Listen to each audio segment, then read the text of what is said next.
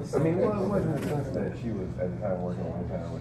Hey guys, we're going live. This is my first time, so hopefully it saves and does all that stuff. But for those of you that can tune in while you're at work, put your headsets on. Okay. He was a traveling salesman. Trying to take over from everything else. Okay. Yeah. You know, we were at some hotel. Call me like This this. is well, here's what he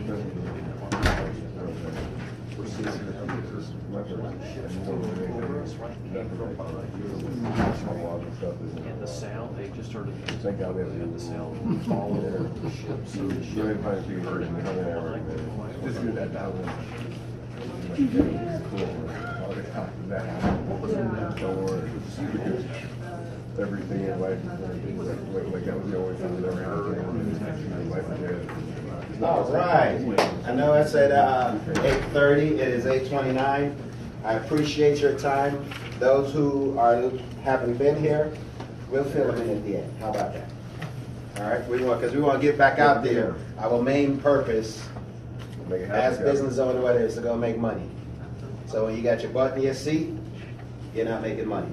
So we're going to go ahead and get started. I want to thank everybody for coming out. For those who don't know me, and you look and say, I've not seen you somewhere else. No, I am not that guy with the picture in the post office. Okay? My name is Ted Cummings. No, Pete, it's not me. I keep telling you. Ted Cummings. I'm the. Huh? What was it? You're Mr. Clean Living. Yes. Now, yeah.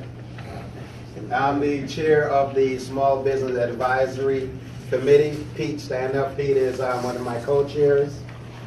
Hello, Pete. Say hi, Pete. Real quick, before we get started, I bring our guest speaker up. Part of the reason for the Biscuits in Business is for us to get to know each other. Because if you look to your left, look to your right, you hear that all the time, especially when you're in church. This is the business that you should be doing with each other, because there's more money within our sector than the Fortune 100 companies.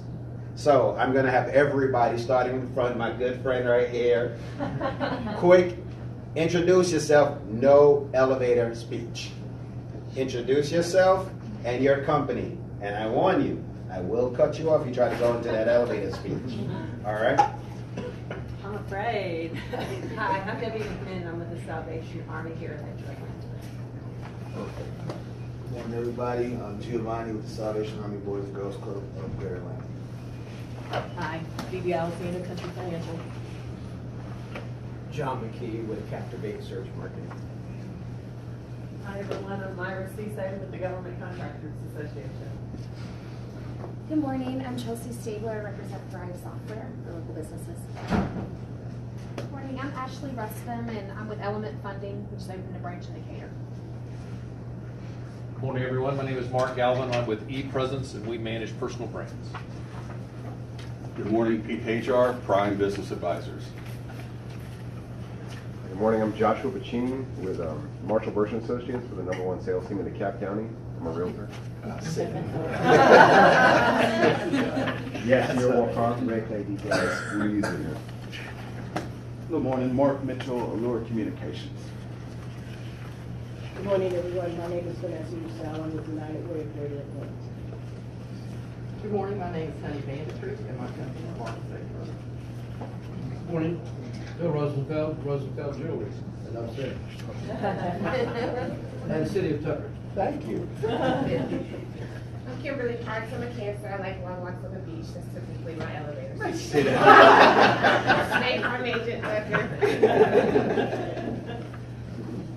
Okay, now before I bring our guest speaker up today, and also for you to understand, when we started the Biscuits and Business, the idea, and I'm putting this out there because I'm putting together the calendar for 2018, those members is to actually highlight your business, but especially with topics that other business can use to help grow their business. Yes, we will bring some other external speakers in, but they, you know, in the areas that we want to talk about. But the whole idea of this, like when Pete was one of our speakers, is to actually let us know what is it you're doing. Because that's the biggest thing within small business. We're so busy getting out there trying to get the business, trying to get that money, we forget to let people know what is it we're doing, what is it we're good at. So that's the idea of this. Now, let me ask a quick question. How many people are here for the first time? Nice, thank you. How many people here are not chamber members? Okay, so, oh, we're good, just one. So we're gonna get that taken care of before you leave the day. Because I've been known to lock the door and not let you out till you sign up. So we'll take care of that. So I'm glad that everybody made it out. So let me introduce our guest speaker, my friend, and she sits on the committee with me. Actually, she keeps me straight. So I would attempt, yes. Yep. She attempts to keep me straight. Our guest speaker, did I do something? Okay. Is, make sure I pronounce it because she just got married, so you see me keep looking back on to make sure I say the right last name. Is Ebony Carzo. Did I say it right? Yes. Come on up, Ebony. Ebony just got back off for her honeymoon. All right, so that's why she's still smiling. She'll be talking to us, which is the topic is great. 5 steps to increase sales in 2018. See, that's the other thing that I've learned when I was with Coca-Cola. This time of the year, the last quarter, and this is something that we have to start doing as small business. They go into business planning session for the next year. We have to start doing that. We can no longer just roll into the next year, because the same thing we did this year is what's going to happen next year, unless we plan for that growth. So I'm going to get out of the way and let my partner here go. Oh, and she makes these. I mean, they're not real. I tried to eat one, but you can tell us about your business before you get into the topic. All right? Thank you very much.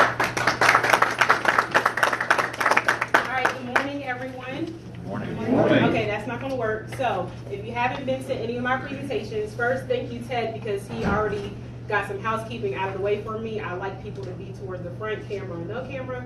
But my second rule is engagement. You all, I know it's early. I'm not a morning person. I only had 2 hours of sleep.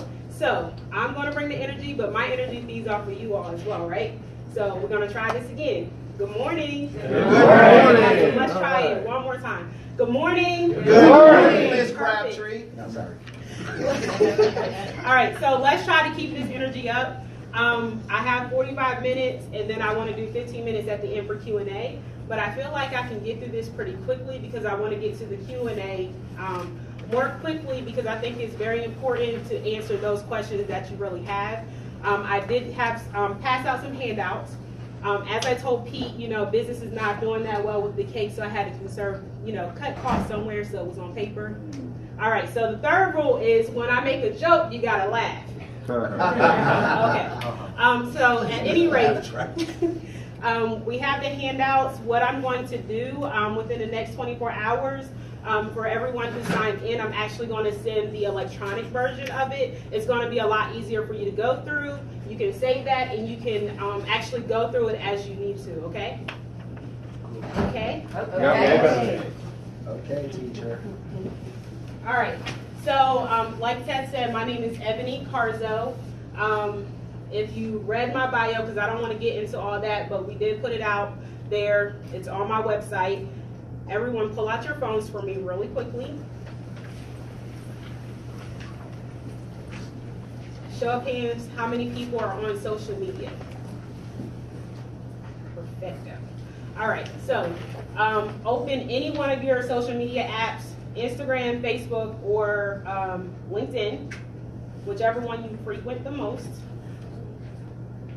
All right, and go ahead and add @Scrumptious Cakery. So just Scrumptious Cakery. I sure will follow back. Follow for follow.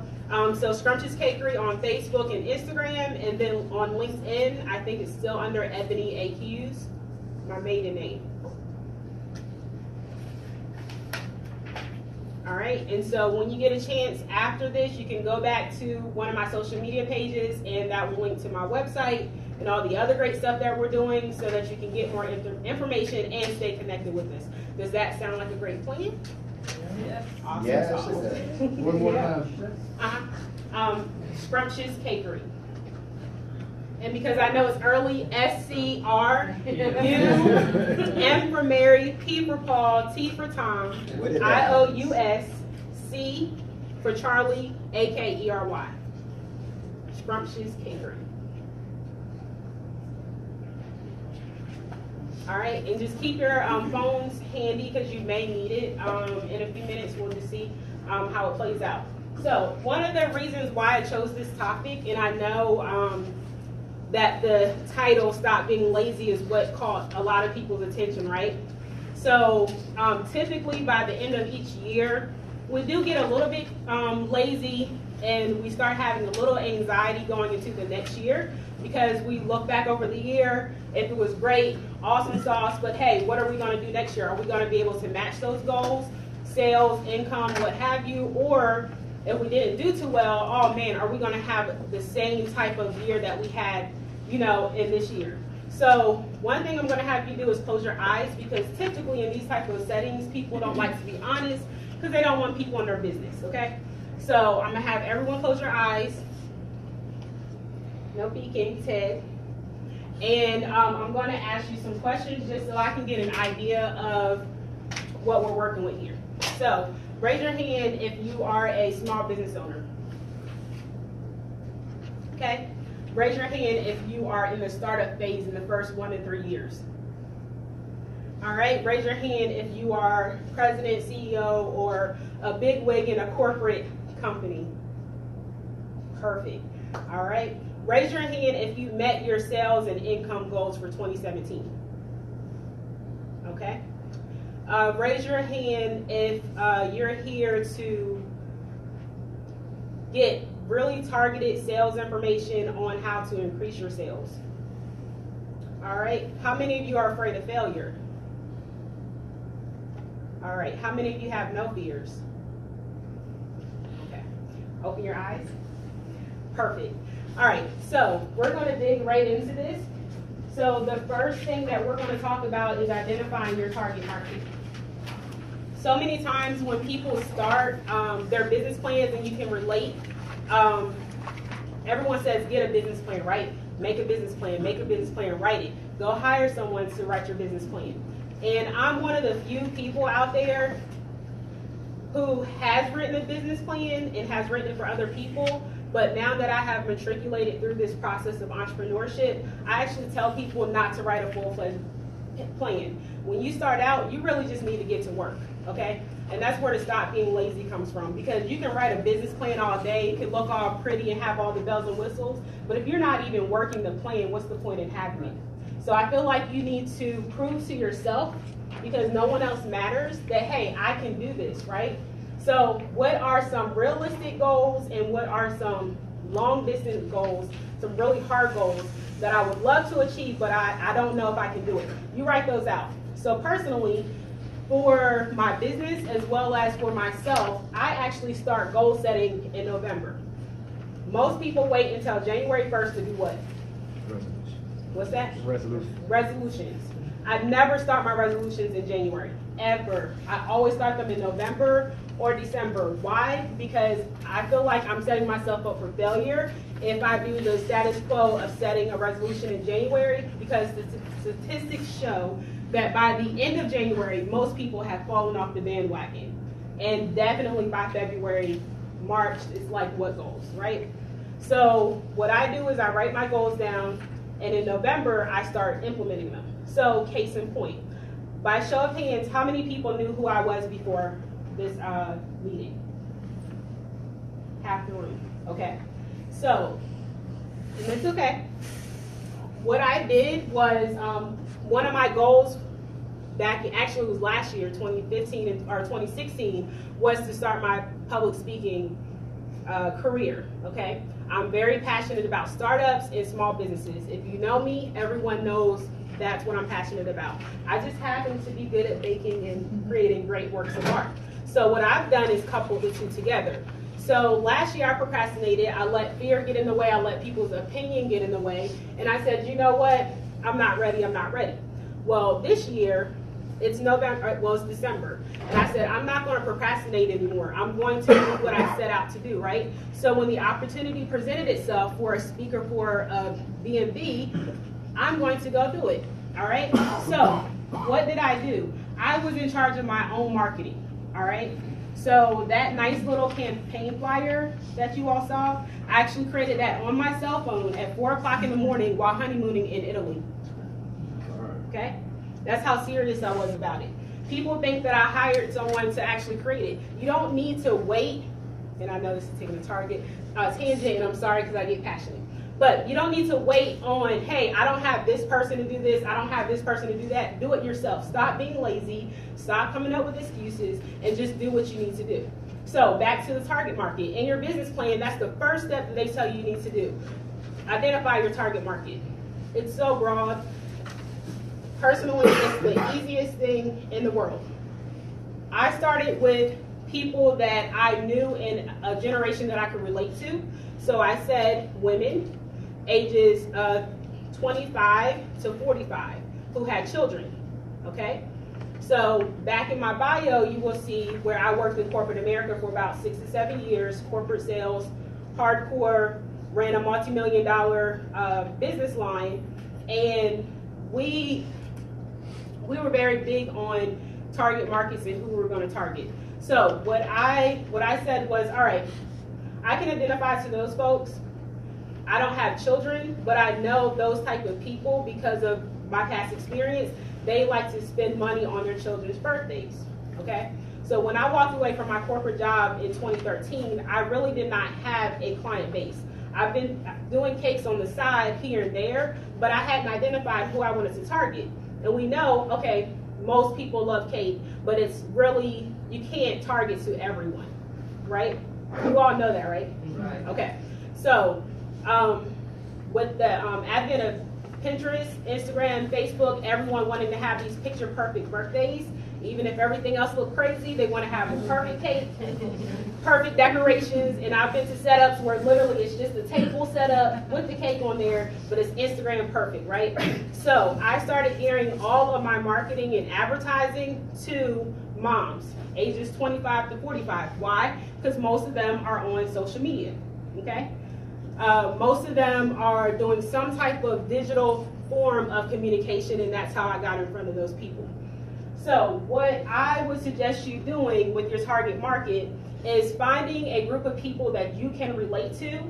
You need to figure out where they're going to church, where they're engaging, where they're having fun, where they're spending their money, what social media sites are they going to, what websites are they visiting, what stores do they shop, right? So build a picture.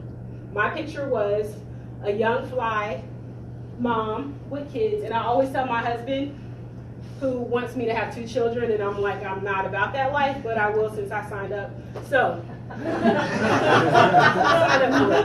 so I always tell him, well, I hope you're ready, because when I have children, I'm going to have the latest Nike gear with the latest Adidas shoes. I'm going to mix and match it up, bright colors with the baby Bjorn and the little nice stroller, because this is the look that I have in my brain as being a mom, right?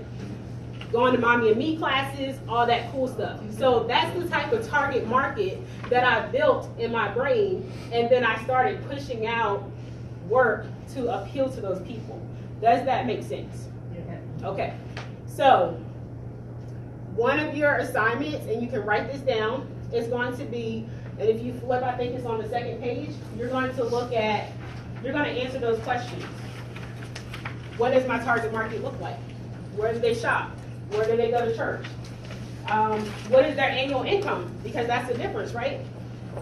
You may only want to deal with clients who are high-end clients, whose annual income may be $200,000, $300,000, $400,000 a year, who you know has the disposable income to spend on your products. Or you may be in the startup phase where you say, at this point, I just want to be available to anyone to get more experience. So here's another story. In 2013, when I left corporate America, I only had about 10 customers who were diehard customers. In the first year, between 2013 and 2014, I took 10 customers to 837 customers. How did I do that? I was everywhere my competition was not. So you all know that there's literally a bakery on every corner, right? They open, they close, it's just like church. And then you have what we call home-based businesses, the category that I fall under. Because 5 years ago, Georgia created a license called the Cottage Food License that now allows bakers to bake from their home, which cuts down on overhead expenses and allows businesses to stay open longer. So I realized that those home-based businesses, which are way more than the actual storefronts, they were too afraid to step outside of the box and do things because they were so small. Sometimes my biggest issue is that I think so far out the box and I think so big. It's scary sometimes. Sometimes I get myself in trouble, but 9 times out of 10, it actually works. So I revamped my whole website. Another part about stop being lazy. So you're waiting on someone to build your website or to update your website. I actually built my website, Wix.com, hosted through GoDaddy, started with a template. Every year in January, so I'm about to do another revamp because business slows down for me. So it takes 2 weeks and I just completely revamped the website. But I listened to what my customers are saying, the feedback. I'm also going out to sites to other bakeries that are more established, looking at how they have theirs set up. And then I'm looking at people who aren't even in my industry to see what things I can take from their website to incorporate into mine. So one of the things that I incorporated 2 years ago was being able to actually order your cake online and to request an actual estimate. Most bakers, you can only send them an email. So I realized that I got increased sales because people were able to be so detail oriented with placing their order. Okay, so now I have separated myself from everyone else because I get calls saying, hey, your ordering process is so easy. All right. So built the website. Then I said, how can I get in front of people? No one knows who I am. I'm in a small subdivision in Decatur. How do I let the world know? So I went to every daily discount site known to man. I didn't even know of half of them. Groupon, Living Social, half Depot, something. I don't know. I don't even know it now. But I was on probably about 6 daily deal sites, and most businesses are going to tell you, oh my gosh, absolutely no, those customers are crazy. Why would you do that? That's what they told me. But hey, that grew my business from 10 people to 837 people. So then in the second year, I cut all of it out and I stopped doing it. And you can't pay me to go back to do it again. Won't. But I got some really good information out of it. Part of my target marketing and part of my R&D. What R&D is, people leave reviews, right? Especially Groupon customers. Oh, they're going to be raw. They're going to tell you exactly how they feel. I had one girl literally pick the cake. She got cupcakes. And she literally went through every flavor as if she was a professional cake taster. But she just got the cupcakes to take to work for her colleagues. But she did this whole dissertation on this was very sweet, this was not sweet enough, the hints of flavor in this. And I was like, okay, exactly. So if you want raw data and real data, you're going to get it from there. And it's great in the startup phases because you actually have that wiggle room to not, if something does mess up, it's not going to be detrimental to your business, right? We just do a pivot and then we fix the problem and we keep moving. So I was able to test out new flavors. I was able to work on pricing, find a good price point, figure out which advertising and marketing work best for this specific type of client. And then when I took that daily deal away, I started going up on my prices because now I have established myself, right? Okay, so target market, everyone cool with that? Perfect. All right, sales goals.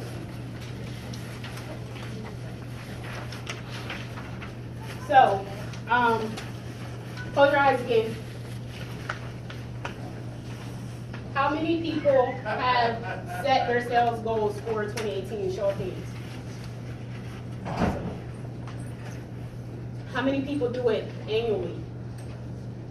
How many people do it monthly? How many people do it weekly? And how many people do it daily? All right, open your eyes. I so wish you all could have saw that because it was amazing. So we went from almost every hand in the room all the way down to one hand left.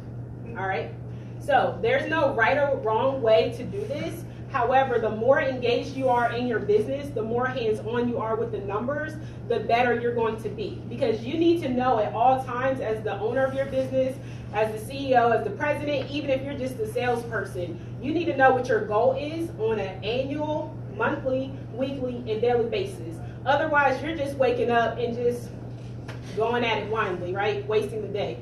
One day you wake up and you have all these ambitious goals, and then you're like, oh, the day's over. It's already 6 o'clock. Pack up, get some dinner, and just hope for tomorrow. So it's very important that you get more involved and more hands-on. So how many of you have CPAs, reliable CPAs? All right, perfect. So until I met Pete, I did not have a reliable CPA. All right, so now I have a really good CPA who digs into my numbers, and she does all this magical stuff behind the scenes. And I started getting lazy because I was like, oh, she's doing that for me. But when sales start to decline in November, I'm like, uh-oh, what's going on? I have no idea what's going on in my business 2 weeks into November because I haven't looked at my numbers since September, right? I got complacent because money was coming in, bills getting paid, savings accounts stacking up, buying new equipment. I got complacent. You can't get complacent. If you're about hustling and about driving your sales and increasing your income and you have goals, that should be a daily thing, at least a weekly thing, or a monthly thing at most. It should not be an annual thing where in January, November, December, you set your goals and that's the end of it. You need to be able to pivot. So I know, which is why I'm beating myself up, that my sales drop in November. Why? Because we're going into the holiday season. Most people think it's absurd. My business model is not focused towards dessert cakes and small cakes. I do high-end cakes like this. Price point between $500 and $1,500, it can go up. I've built my business to that point. That doesn't mean that I don't do smaller cakes. However, I don't focus a lot of my energy on there. So when the holidays come, people are not coming to Scrumptious Cakery to get a dessert cake for $30. Only my regulars who are like, I just need cake because it's so good, they will come to me, and it's, you know, maybe 15 to 20 of them. But the whole world is not saying, oh, let's go get our dessert cake from Scrumptious Cakery. So I know my sales are declining. So what I should have done, if I had planned and actually looked at my numbers, I should have been targeting my corporate customers, right? Because corporations are throwing holiday parties. So that was a prime opportunity for me to pivot again and say, hey, let me implement some another strategy here to bring in some big bucks during the slow period. Does that make sense? So let's walk through how you calculate these. And I'm sorry if it's rudimentary. Sometimes people don't know, and I don't like to assume everything. And then sometimes we need a refresher. So take out your cell phones again.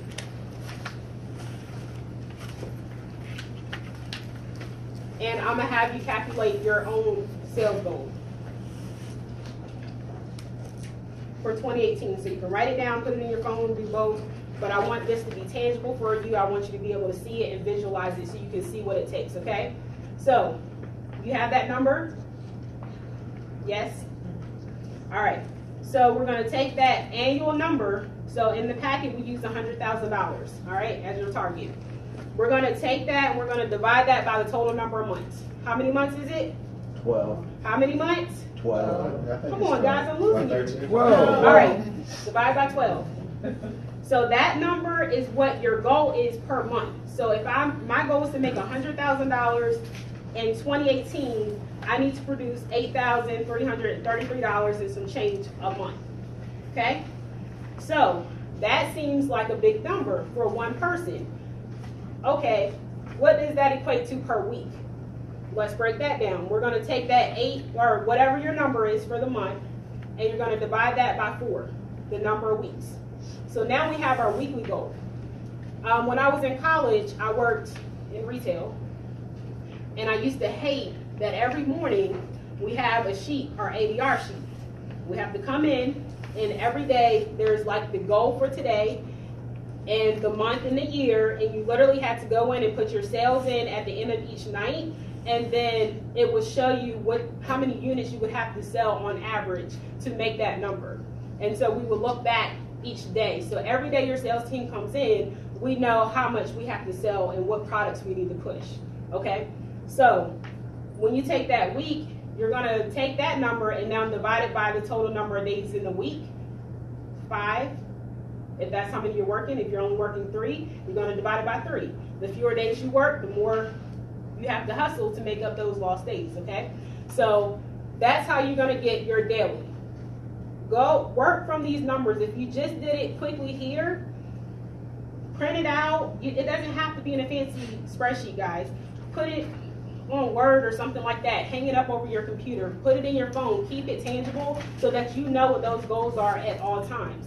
Mid-year, by June, if it looks like you're not going to even come close to it, you need to do reevaluation. Let's go back to the target market. Maybe the target market that I thought was my ideal market isn't it, and I need to pivot again.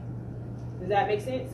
It's okay to change. Nothing has to be set in stone. And I think that's why a lot of people get frustrated, because they are so myopic. They have tunnel vision, and it's like, okay, I can only do this, go here, go here, go here, instead of pivoting and saying, that's not working, let me try something else. Part of that has to do with a fear of failure. I don't care what anybody else thinks on the outside. I have people who watch me on Instagram, Facebook daily, and they think that I'm living this life, which my life is amazing, I have to admit. However, things are not always as they appear, right? Because people don't always see that last night, after being in meetings all day yesterday, going to a holiday party, and then staying up to work on a cake to make sure that after this meeting, I'm going to leave after here and go deliver a cake myself to make sure it gets to the customer on time. They don't see all that back end stuff. So keep that in mind. If it's not working, it's okay to pivot. It's okay to change directions and do something else to make it work. And if you do this, I promise you, if you stay on top of these numbers, you're going to reach your goal, because you're not making last minute decisions where you're saying in November, oh, I'm not there, okay, and the year is over. Does that make sense? We're good on the sales goal. And I can talk about this all day, but we're not going. That's just a high level overview of setting that goal, okay? Working the phones. Close your eyes again. This is where it gets real. All right, how many of you do cold calls over the phone? Raise your hands higher. How many of you do cold calls daily? Okay. How many of you do cold calls weekly? How many of you do cold calls monthly? And how many do annually? All right, so open your eyes. That's what I thought. All right, so we need to get back to the basics, all right? If we're trying to grow our business, we cannot rely on other people to grow our business, all right? No one is going to be as passionate about your business as you are, period. I don't care what your mama says, your daddy, your best friend. They all talk this great game like, I'm here to support you. And in their head, they really are. But at the end of the day, when it comes to the long nights, the sleepless hours and things like that, they're not there. It's just you, right? You and the work, you and the paper, trying to figure it out, you and that spreadsheet. So, issue that a lot of people believe is that, hey, as soon as I go into business, all this business is going to come my way. As soon as I open a storefront, all this business is just going to come falling out the sky. And that's not how it works. Nobody knows who you are. Just like for this presentation, half of the room knew who I was, the other half didn't. So that's why I took the initiative to put myself out there. I created a flyer. I blasted it on all my social media, asked people to share it. I called people. I told people about it, okay? Nobody's going to show up. No one, most of you have never even seen me speak. unless you came to some, back in my corporate days when I used to go out and do speaking there, and no one looks familiar, so I don't think you saw any of that. Or in college or in high school, y'all weren't in Delaware, so you haven't seen it. So I had to let people know, hey, I'm a speaker. You know, I can relate to people. I have something to tell people. I have a message. So I branded myself and I put myself out there, no different than what I did for my business. No, but just assume nobody knows you exist. There are multi-millionaires out there who are owners of big corporations. No one, they can walk in a room and no one even know that who they are. Okay? So what you have to do is get out there and spread the word. Now, I will say people kept telling me word of mouth is the strongest form of marketing. You all believe that? There's no right or wrong answer. Do y'all believe that? Yes. Yep. Okay. I believe it, but when I started, I did it because no one was spreading the word, and I couldn't figure out if I have a couple of customers, why aren't they telling the world that I'm the greatest bakery in the world, right? They weren't doing that. I had to go do that. Once I did that and I started producing products and putting it out there, then people started saying, oh my gosh, you have to contact Scrumptious Cakery. So for instance, I have a customer today. She has an order, or she called in an order from last week from New York. She's like, hey, I'm flying into New York. I need a cake. Someone gave me your number, just said, call this number, she'll take care of you. I'm like, that's some cool stuff right there. So she's like, I don't even know anything about your business, but they say you'll take care of me, so I'm trusting that you will. That's how a lot of my business happens. A lot of my business comes from Instagram, Facebook, and then word of mouth now. But again, I had to do the work. Back in June, I really hit the phones hard. Now, I will admit, I don't work the phones as often as I need to. But you better believe if I'm not hitting my sales numbers, I'm not sitting there having a pity party. I'm getting on the phone, I'm creating a script, and I'm calling anybody that I can possibly call. So who am I calling? So this particular time I said I want to link myself up with businesses who are in the wedding industry because I want to grow my wedding cake business side of the business because there's higher profit margins, right? So I started calling event planners. First 2 days, I just kept getting no's, no callbacks or anything. Okay, let me pivot over here. I'm not doing what I'm supposed to do in terms of my script. My script is off. Something's not right. Let me write a new script. I go on YouTube, start watching tutorials on scripts. Okay, what's the best way to write a script? How do I get someone to actually answer the phone and then not hang up because they think you're a telemarketer? Okay, that's the key. So when I came back on the third day, my script started something like this. Ring, ring. Hello? Because they don't know the number. Hello? Hi, may I speak to such and such? This is her. Hi, well, I'm Ebony, with owner of Scrumptious Cakery. I see that on Wedding Wire you have a 5-star rating just like me, and I want to do business who share the same ideals of taking care of their customers like I do. Is that something you would be interested in? They're like, wait, what? And they start laughing because they're like, what are you talking about? I'm so glad I got your attention. Now they have taken their guard down, right? Because it's a person they're talking to, not a robot, not someone who's just dialing the phones for some big company. It's like, okay, I can relate to her. Now I can talk to them about what I'm looking for. Hey, I'm trying to increase my networking with other people in the wedding industry. Are you currently working with a baker? They say yes or no. Then I can pivot my questions based on that. Does that make sense? So you have to kind of structure your sales, your scripts, so that you get their attention and they give you the opportunity to talk to them. That change of script, because I left the same thing on their voicemail, I got twice as many callbacks from the voicemail messages than the 2 days before. Okay? So don't get frustrated if something works. You're going to keep on going, and my whole thing is pivot. It's just like football or basketball. I don't watch them a lot, but I know enough about the sport is that if the defender is coming towards you and I'm trying to get to that goal, I'm going to pivot however I need to get away from that distraction. Does that make sense? Y'all see that? Visualize it in your head? Okay. How am I on time? Good? Okay. One of the things I like to say is, who's got my money? All right? So going back to that target market. If I said my target market is that mom that has the Nike gear on with her little stroller doing her walks in the morning, she's got my money. I need to figure out how to get to her. So if it's not calling her, where does she go? Hey, she may go to Gymboree, Mommy and Me classes, things like that.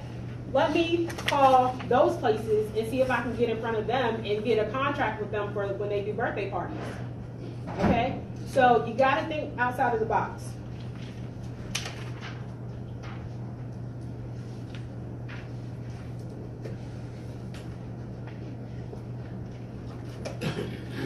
So on this sheet here, there are lists, and I encourage you to go through it. Some of them may seem corny, but hey, try it because you never know what will work.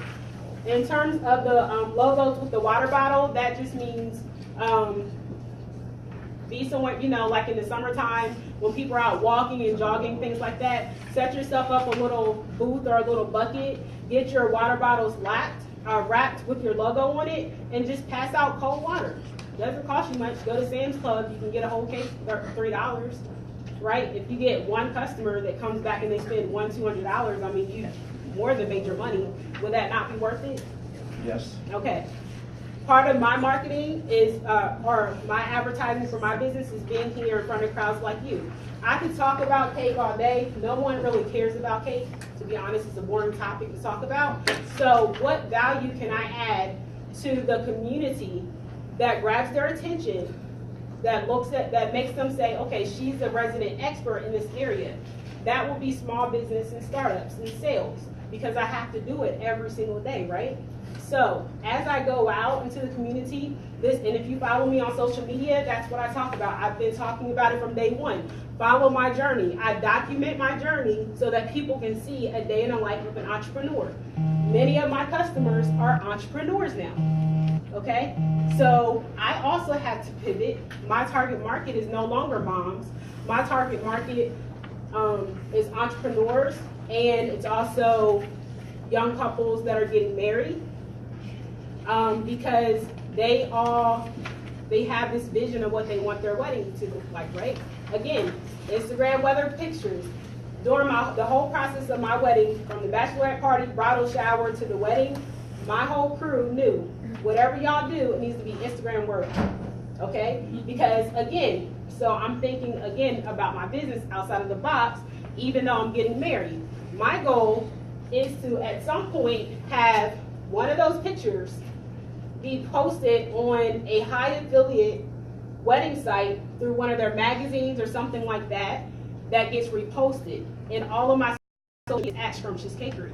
So when they repost it, which sometimes takes months, it's going to be at Scrumptious Cakery. You see how I did that? So I'm always thinking about how can I get exposure for my business. We're going to move on to customer engagement, and that kind of goes hand in hand with what we were just talking about. The key thing here, and I won't spend a lot of time on this, the key thing that I need you all to understand is that this new generation of people that is going to be your customer, your consumer, and it doesn't matter what business you're in, whether you're insurance, food industry, automobile industry, the generation who's spending money now are millennials, okay? So you need to be where the millennials are. The millennials are on social media.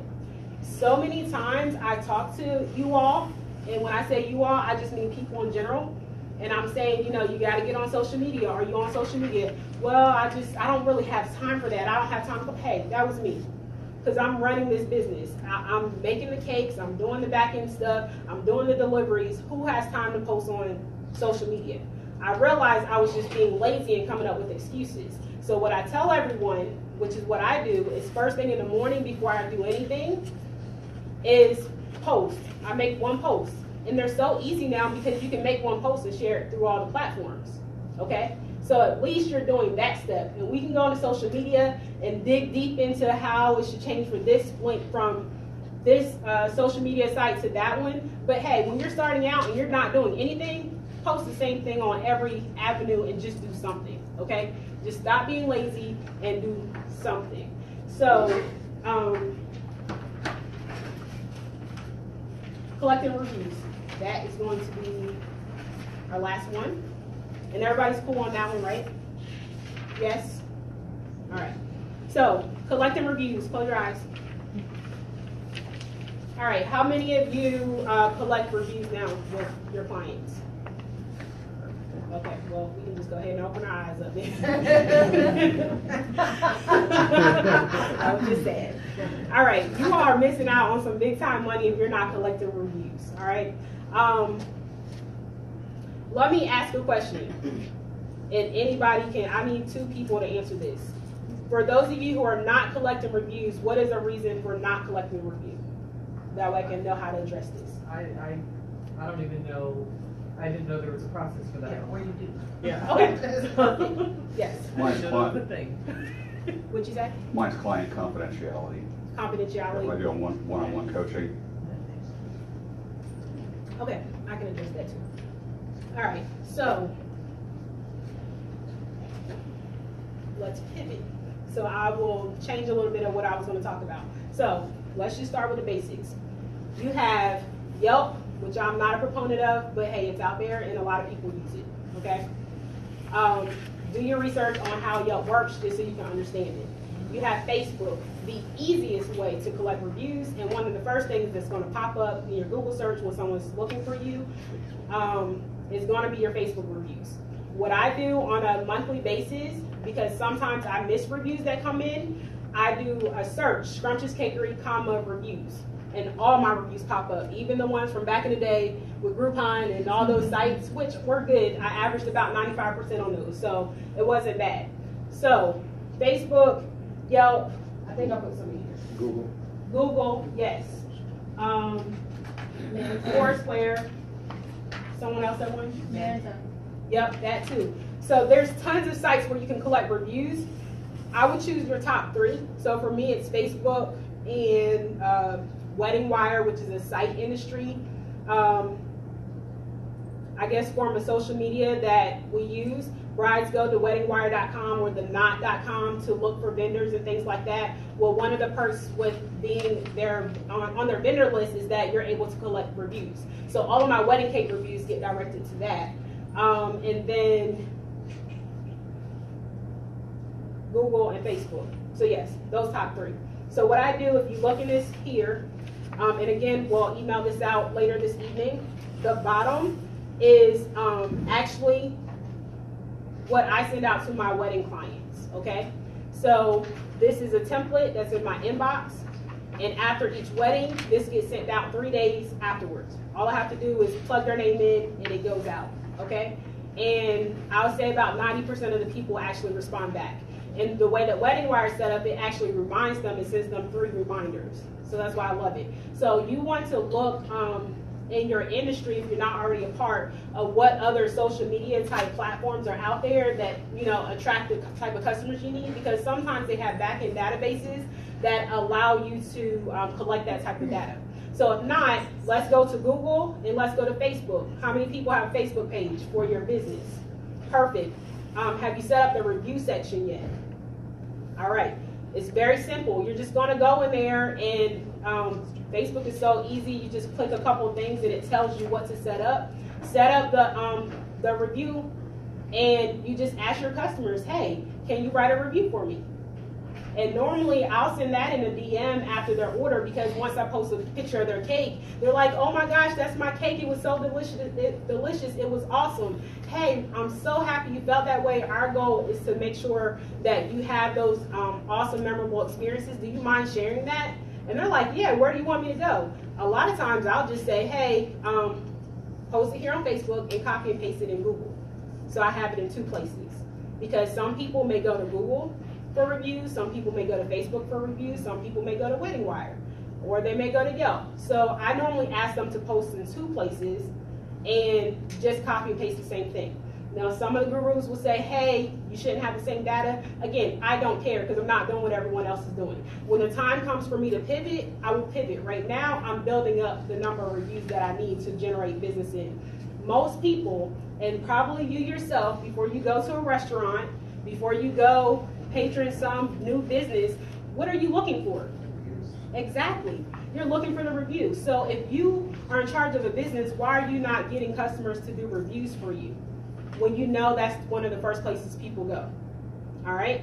So stop being lazy today, add that to your list, and go ahead and start asking. I don't care if the customer's from 10 years ago. If you know you had a great experience, say, hey, just checking in with you.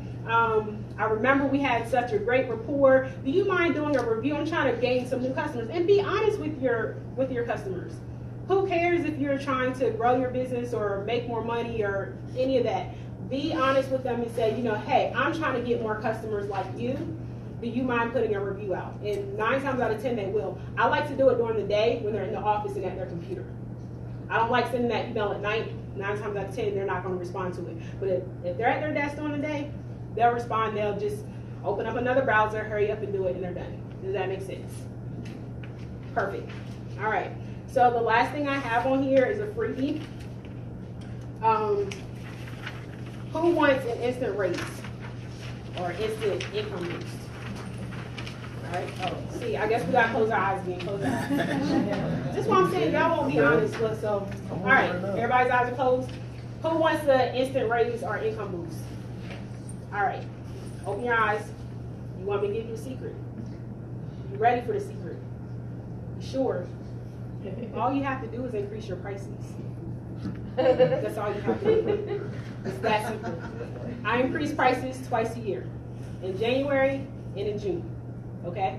Sometimes in between, if I realize I'm not reaching the goal that I need to hit, or if one product is more in demand than the other, then I go ahead and I increase the price because of the demand on it. So what I just did recently, in the last 3 months, I was selling wedding cakes for the past 2.5 years for about $300 was the average, $300 to $400. We'll say back in this summer, I sold my first $1,000 wedding cake. And now I have 7 more wedding cakes on the books for next month or next year that are $1,000 and over. Okay, I booked 3 cakes that were about $1,000 in the last 1 month. Okay, all I did was charge what I was worth. Now, some of you may say, well, that's absurd because when I started in the cake industry, I was like, people who are selling cupcakes for $3 a cupcake, they're ridiculous and that's just price gouging. Or those bakeries that are selling these cakes here for $2,000, $3,000, they're crazy. But I was not thinking at the time because I was still new in the baking industry and I didn't have my skill level up. So I was still thinking very small-minded.